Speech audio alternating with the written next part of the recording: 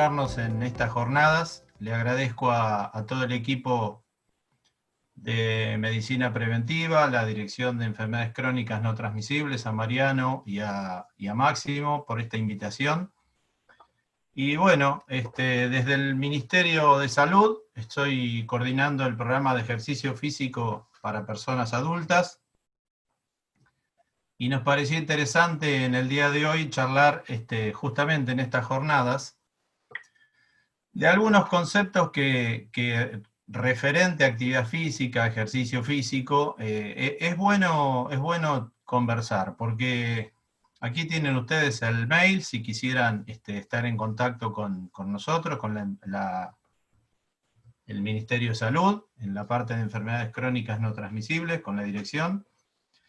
Y bueno, conversar un poquito de ejercicio físico saludable, que durante muchos años, ustedes saben que la inactividad física hoy está conceptualizada como una de las grandes causas de morbimortalidad, de pérdida de condición, incluso de acercarnos a algún tipo de discapacidad.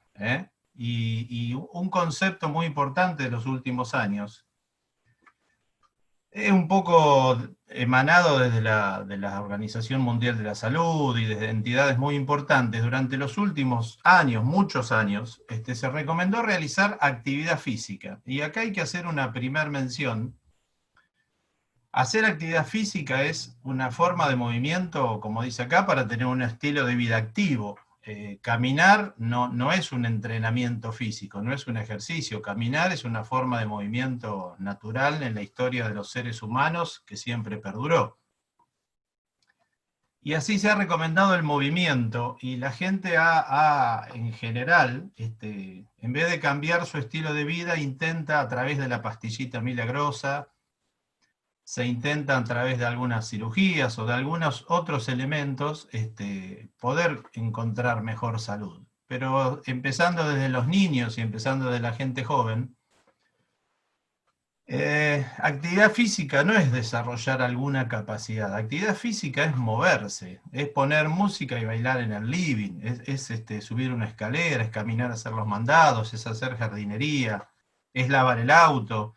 En realidad la actividad física nos representa una forma de calidad de vida, una vida más activa, pero en realidad no llega a tener el objetivo de mejorar nuestras funciones, ni anatómicas ni fisiológicas, porque todo ejercicio, toda actividad que yo haga, que tenga una intensidad baja, llega a impactar muy poquito en el cambio fisiológico. Entonces, tener un estilo de vida activo durante muchos años, nos hablaban de subir algún piso de escalera y entretenernos como muestran estas imágenes, o los 10.000 pasos por día de caminata que me hacían mucho más saludable. En realidad, esto de hacer actividad física, ustedes fíjense que cuando se recomienda, cuando se habla de salud verdaderamente, la herencia tiene un pequeño porcentaje en mi salud. Lo que más va a cambiar mi salud es mi estilo de vida, es los hábitos de vida saludables que yo elija. Es decir, tener una muy buena alimentación, tener un muy buen desarrollo de entrenamiento físico, evitar algunos tóxicos. Pero en realidad esto se sabe, porque yo estoy seguro que ustedes esto lo sabían, pero la pregunta es por qué no se lleva a cabo, por qué no se hace, por qué no se realiza, por qué todos tenemos esta pequeña ganas saliendo de la pandemia que hoy nos engloba, porque hace 9 meses atrás, antes que empiece la pandemia, todos sabíamos que el sedentarismo igual enferma, y sin embargo cuesta moverse. Entonces, desde la Dirección de Enfermedades Crónicas No Transmisibles, incluso desde el Ministerio de Nación hoy también, hablamos de el Ministerio de la Salud haciendo prevención y haciendo promoción de la salud. Entonces fíjense que permanecer muchas horas sentado, simplemente estar sentado muchas horas en mi trabajo ya significa estar perdiendo masa muscular. Simplemente por trabajar muchas horas sentado, hoy pierdo masa muscular. Entonces, aparece este concepto de la pausa activa en los trabajos, en los distintos lugares donde nosotros nos desarrollamos laboralmente. Aparece esto de hacer la pausa activa, que cada 30, 40 minutos, una hora de estar sentado, yo me paro y me pueda mover y me pueda hacer movilidad articular, estirar un poquito los músculos, distraerme un poquito. Pero imagínense que esto es una pausa activa.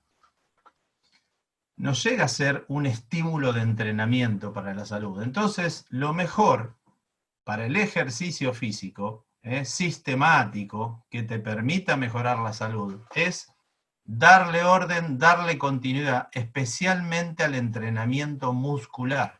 El cuerpo humano está diseñado para el movimiento. El cuerpo humano, nosotros los seres humanos tenemos piernas y las plantas tienen raíces. Las raíces te hacen quedar siempre en el mismo lugar. Los seres humanos tenemos piernas para movernos. Y tenemos más de 500 músculos que necesitan que nosotros los activemos. Pero ustedes fíjense, nosotros hoy estamos conversando de esto y ustedes mañana, dentro de un día, se van a acordar poco, apenas un 20% de lo que estemos conversando hoy. Si uno lo quiere retener en la memoria, si ustedes se quieren llevar algo en la memoria del día de hoy, de la charla de hoy, para que realmente pueda ser un impacto saludable, ustedes fíjense que venimos de 50 años de obesidad, de diabetes, de que todas las patologías crónicas aumentan. Hay 500, más de 500 músculos en el cuerpo humano que nos reclaman, que nos piden desarrollo, que nos piden entrenamiento, que nos piden intensidad de trabajo. Entonces, hoy fíjense que la sarcopenia, ¿qué es la sarcopenia? El proceso de pérdida de masa muscular. Fíjense que aquí está conceptualizada ya, está clasificada como una enfermedad. Ya tiene asignado, está codificada aquí con un número, por lo cual ya la sarcopenia es una enfermedad. Por lo tanto, quien tiene pérdida de masa muscular y tiene sobrepeso, ya tiene dos problemas. Tiene sobrepeso, que lo lleva a la obesidad, y sarcopenia. Quien tiene diabetes y sarcopenia ya tiene dos problemas de salud, no uno. Uno tiene que ser diabético, tiene que decir, tengo diabetes y tengo sarcopenia, porque la pérdida de masa muscular es un detalle no menor. Y esta pérdida de masa muscular podría ser por envejecimiento. Una causa primaria de sarcopenia es simplemente el envejecer todos los días de nuestra vida, por el paso del tiempo y por lo maravilloso que es envejecer, porque a mí me parece que es maravilloso envejecer. Y si uno puede envejecer saludable es más maravilloso, porque si hay algo que uno no puede detener es el paso del tiempo. Entonces, ¿qué mejor que no hacer una sarcopenia secundaria que aparece por sedentarismo, que aparece por desacondicionamiento físico, ni hablar por el reposo en cama que me representa alguna patología? La sarcopenia asociada a enfermedades de cualquier tipo, como las ven ustedes aquí, o relacionadas a trastornos de la nutrición. Pero en definitiva, esta pérdida de masa muscular, fíjense que hoy el músculo está concentrado como el principal eje de funcionamiento saludable. El músculo te hace impacto metabólico sobre la salud de la osteoporosis, sobre la diabetes, sobre la obesidad, en lo cardiorrespiratorio desde la hipertensión arterial, la insuficiencia cardíaca, el asma, el EPOC, todos los trastornos cardiorrespiratorios van apareciendo y los músculos periféricos al sistema cardiocirculatorio, si están en buena condición, si trabajan y exigen a estos aparatos, se benefician mutuamente. Es decir, no se enferma el corazón, también hay enfermedad periférica muscular. Ni hablar desde el ámbito motor, donde lógicamente yo si tengo más fuerza, tengo más velocidad, seré mejor en la resistencia. En lo postural, fíjense la cantidad de horas que pasamos sentados, la cantidad de tiempo que pasamos parados de pie y cómo la estructura de los músculos, de la estática, las cadenas musculares, la cadena muscular anterior y posterior, las cadenas maestras musculares, cómo nos acondicionan para una buena o mala postura, para contracturas, para sobrecargas, para estrés en estas estructuras que tanto nos mantienen erguidos. Fíjense que los músculos hacen todo esto, pero aparte mejoran la actividad cerebral. Nuestro cerebro se beneficia con un buen trabajo muscular. Y ni hablar de lo emocional. Lo emocional también tiene íntima relación con la estructura muscular. Está recontra demostrado científicamente que el entrenamiento lleva a la secreción de sustancias de segregación interna, llámense endorfinas, llámense hormonas que nos llevan al bienestar y a estar felices a partir de haber entrenado. Entonces, con la contundencia científica que tiene el tejido muscular, durante años, yo no sé qué especialidad médica se preocupa por la pérdida de masa muscular hoy. Yo creo que pocas. Son muy pocos los consultorios médicos que nos hablan de la pérdida de masa muscular como un recurso preventivo y terapéutico, porque el tejido muscular es el más importante consumidor de grasas y de glucosa del cuerpo humano. Fíjense, grasas que nos producen todos los trastornos lipídicos y el exceso de peso, la glucosa que nos lleva también a exceso de peso, a que sean depósitos de tejido adiposo subcutáneo, y que nos provoca con la segregación, con la resistencia a la insulina y segregación de mucha glucosa dando vuelta en sangre, nos llevan a un problema metabólico como puede ser la diabetes. Entonces, detenernos en esa masa muscular que por inactividad o por muy poco estímulo, poner un poquito de música y bailar en un living, ir al parque a dar 2 vueltas caminando, no es un estímulo intenso para beneficiarme, porque el músculo inhibe vías de señalización molecular que en vez de hacerlo productivo y en vez de hacer una gran síntesis proteica y activar vías anabólicas,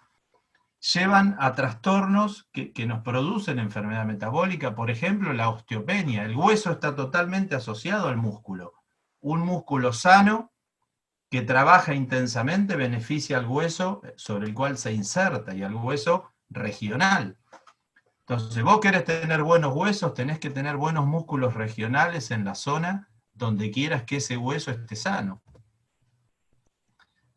Empieza la incapacidad funcional para tareas de la vida diaria. Entonces, fíjense, un nuevo concepto que hoy aparece, que es la obesidad con peso normal. Entonces ustedes dirán, ¿cómo obesidad con peso normal? Claro, si solo me vinculo con el índice de masa corporal o con una balanza, yo me puedo subir a la balanza y pesar 70 kilos durante 10 años.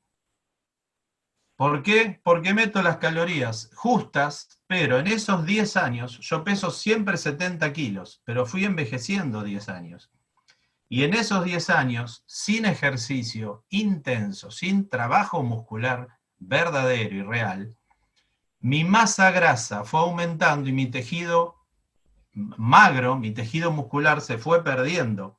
Entonces yo siempre pesé 70 kilos en la balanza, pero con mucha menos estructura muscular y con más masa grasa. Por lo tanto, a mí el peso de la balanza no me indica salud, solo me marca un número de cuánto estoy pesando. Entonces, solo una buena alimentación no hace una persona saludable. Una buena alimentación unida a una buena estructura muscular, a una buena estrategia para que yo en mi envejecimiento no vaya perdiendo masa muscular, porque ustedes fíjense que después de los 50 años se pierde entre un 12 y un 15% de masa muscular, lo cual es muchísimo, lo cual hace que yo no pueda subir un piso de escalera. Entonces, la fatiga crónica abrumadora, esa sensación persistente de cansancio que tenemos al final del día, la falta de energía, la sensación de agotamiento, de agobio, muchísimas veces el estrés mental, todo esto puede ser modificado con entrenamiento. Y entrenar masa muscular no significa meterse en un gimnasio y mover una barra con 100 kilos. Cuidado que estamos lejos de eso. Fíjense que las mioquinas son las sustancias que el músculo segrega como órgano endocrino. Por eso les hablaba de cómo el centro del músculo también impacta la vía metabólica. Este es el músculo de abajo de una persona de 70 años que está entrenado. Miren este músculo y miren este músculo de una persona de la misma edad sedentaria. Esto color más blanco es grasa, es tejido adiposo, que se ve alrededor. Fíjense que acá es muy poco el tejido adiposo. Y fíjense el infiltrado graso que tiene este músculo, los triglicéridos que invaden el músculo, estas líneas blancas que se ven, invaden a la masa muscular Y por ejemplo, esos triglicéridos impiden que el receptor de insulina que está en la membrana de los músculos haga unión con la insulina y eso permita que la glucosa entre a la célula muscular. Ustedes no se olviden que la célula muscular, las fibras musculares en el cuerpo humano son las que más receptores a la insulina tienen. El receptor de insulina, viene la insulina segregada por el páncreas, por la sangre, tengo receptores de insulina que contactan y eso permite que abrimos las cavidades que tiene la membrana muscular para que la glucosa entre y los GLUT4 lo reciban y lo incorporen a la célula. Ese mecanismo se trastoca indefectiblemente con la invasión de triglicéridos. El triglicérido hace un trastorno y hace una resistencia a la insulina. Por lo tanto, tengo hiperglucemia en sangre y tengo resistencia a la insulina, porque el receptor de insulina no puede captar la propia hormona. Entonces, esto es un trastorno muy importante desde el punto de vista metabólico. Por eso decimos que la diabetes comienza mucho antes que yo vaya a hacerme un análisis de sangre y encuentre la glucosa elevada en sangre. Porque mucho antes empezó mi pérdida de masa muscular, pero el músculo se pierde y el músculo no duele cuando se pierde. El músculo no grita, no llora, no me avisa, yo me tengo que dar cuenta y yo sé positivamente, y todos los que escuchamos esta charla y durante muchos años sabemos, que el envejecimiento simplemente es un gran componente de la pérdida de masa muscular. Entonces, simplemente por envejecer yo sé que pierdo músculo. Si me doy cuenta que estoy muchas horas sentado y tengo poco estímulo muscular, voy perdiendo estructura muscular, voy perdiendo fuerza y voy perdiendo función. Fíjense que el entrenamiento físico, el desarrollo también, influye sobre la microbiota intestinal, las bacterias, los hongos, los parásitos que tenemos en el intestino y que producen esa verdadera barrera que tenemos entre el filtrado que hace el intestino, entre la función inmunológica que tiene, la función de segregar serotonina. Los intestinos segregan serotonina en gran cantidad, segregan dopamina. Esta microbiota intestinal, aumentando la diversidad de la microbiota intestinal, no solo la mejoro para que tenga una función en el procesamiento de los alimentos, en el sistema de hambre y saciedad, sino que, digamos, los hábitos de vida saludable, cómo me relaciono con el medio ambiente y lógicamente cómo es mi alimentación, todo esto hace un mejor funcionamiento. Y si mejora mejor mi microbiota intestinal, mejora mi organismo, mejora el funcionamiento completo de mi organismo. Por algo lo llaman el segundo cerebro al sistema digestivo, porque tienen una relación notable. Y fíjense que si hablamos de la masa ósea, las trabéculas óseas de un hueso que va perdiendo calcio, que se va deteriorando, que tiene osteopenia progresiva, y va perdiendo esa relación entre los osteoblastos, que son las células del hueso que forman hueso, y los osteoclastos, que son los que hacen la resorción del hueso, ese músculo que trabaja unido al hueso y produce lo que ahí se llama strain, que es la carga mecánica que ejerce un músculo cuando tracciona del hueso, esa carga mecánica hace que el hueso sea mucho más saludable.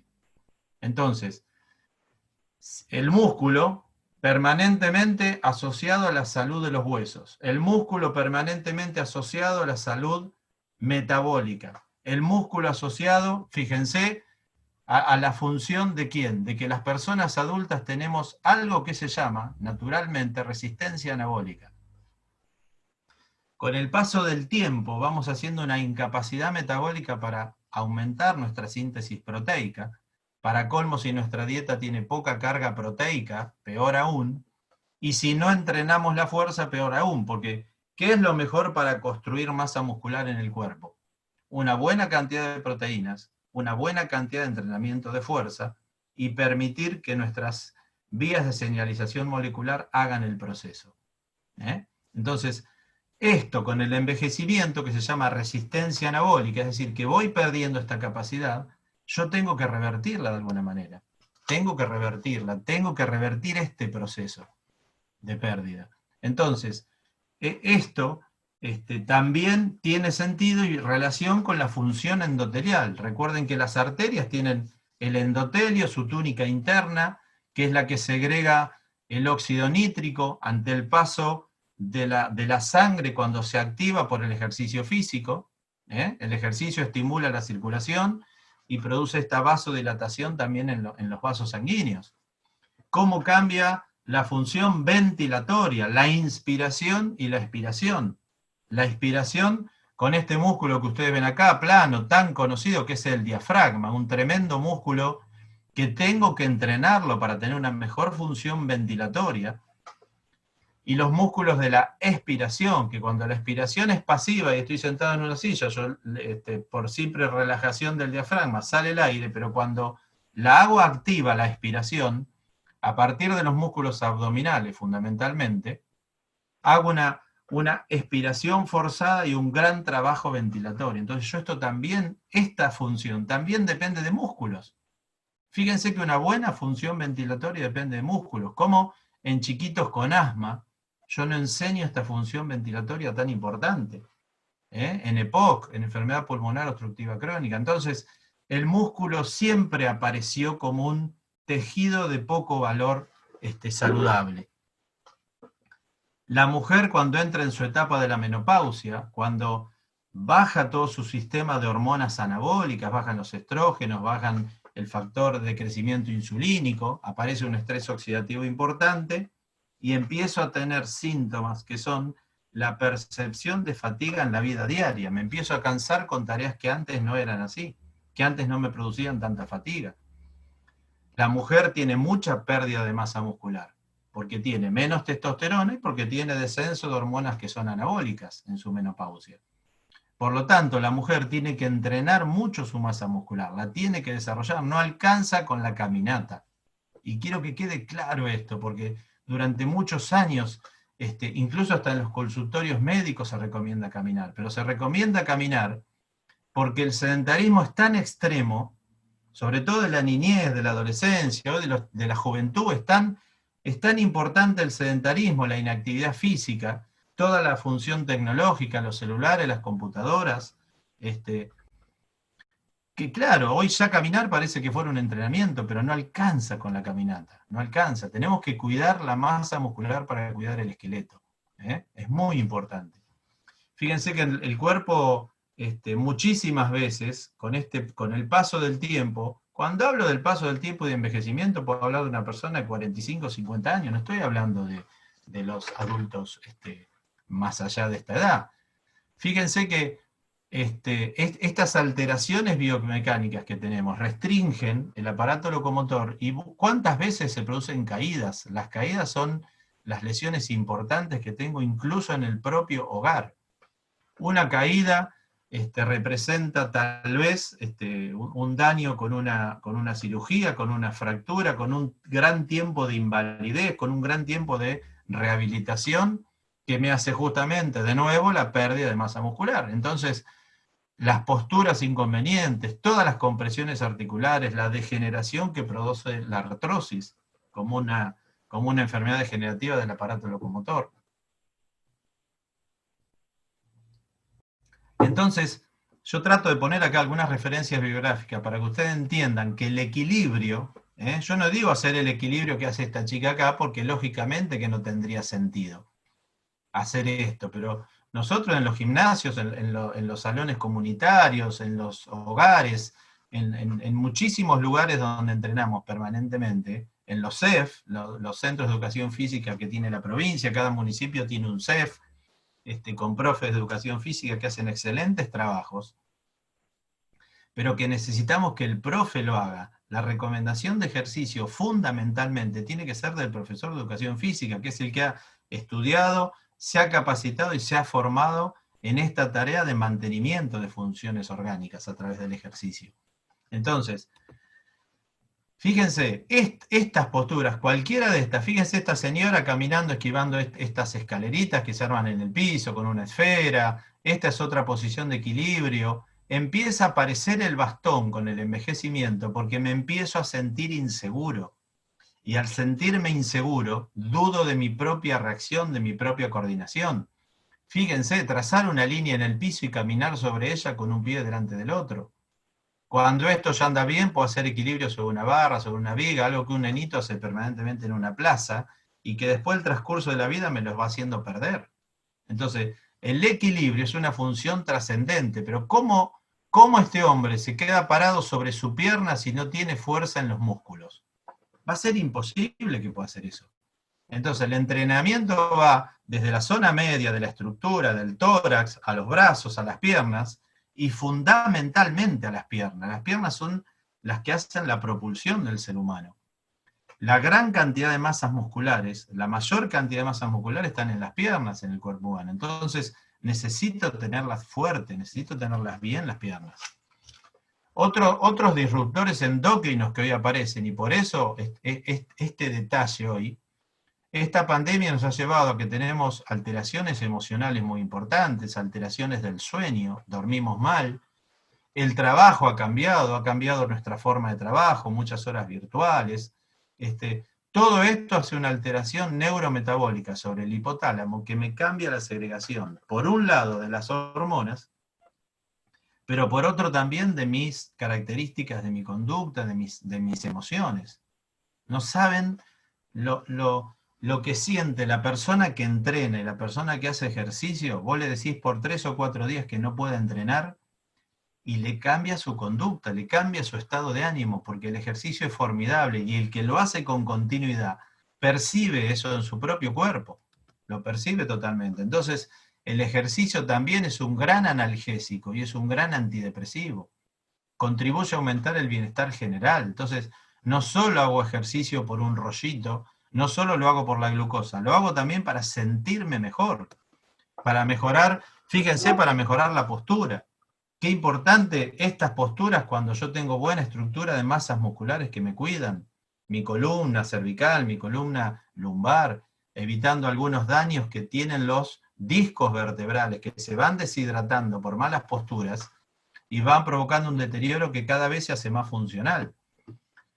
Pérdida de movilidad, la movilidad de mis hombros, de mis caderas, de mi columna, pérdida de movilidad, por lo tanto cada vez estoy más rígido, voy manejando y no me puedo ni dar vuelta para mirar para atrás. Se pierde muchísima movilidad en la columna cervical, en los hombros. Es decir, fíjense que hasta las neuronas, estas son neuronas arriba que tienen poco impacto y poco estímulo, y fíjense, las neuronas bien estimuladas hacen lo que este proceso denomina la reorganización sináptica, la neuroplasticidad. Las neuronas también hacen contacto entre sí cuando tienen estímulos de ejercicio. Imagínense una caminata. La caminata para una neurona, al principio es un estímulo, pero después pasa a ser un movimiento total y absolutamente automático. Tengo muy poco estímulo neural para la plasticidad de mi cerebro si hago solamente una caminata. Si hago siempre la misma actividad, no estoy favoreciendo este fenómeno de neuroplasticidad, de segregar neurotrofinas, las sustancias que mejoran y producen mejor conexión entre neuronas y permiten que no se pierdan neuronas por apoptosis, frenan de alguna manera la apoptosis y la señalización molecular, fíjense. El incremento de estas neurotrofinas, que son proteínas producidas por las propias neuronas del cerebro, el más conocido es el factor de crecimiento derivado del cerebro. La neuroplasticidad la logro y si no la escasez hace una neurodegeneración. Por eso el problema de los trastornos neurodegenerativos, Alzheimer, Parkinson, tienen tanta relación con el ejercicio físico, entre otras cosas.